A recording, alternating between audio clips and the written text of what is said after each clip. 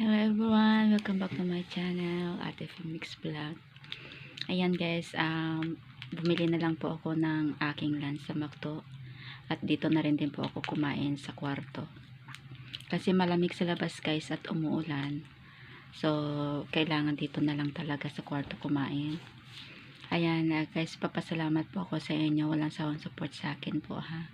Sa mga naging co-host ko guys, ayan, mega love shoutout sa inyo.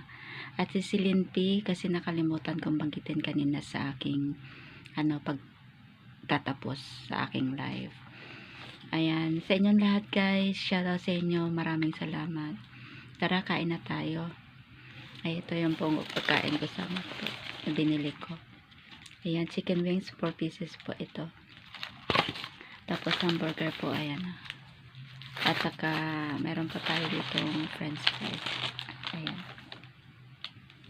At saka, bumili din ako na ice cream. Nilagay ko muna sa freezer, guys. Kasi para hindi mag-melting. At saka, Sprite. Ayan. Sabi ko, walang ice. Pero nilagyan nila ice. So, ang dami. Ayan. Maraming salamat, everyone. Tara, nakain na tayo.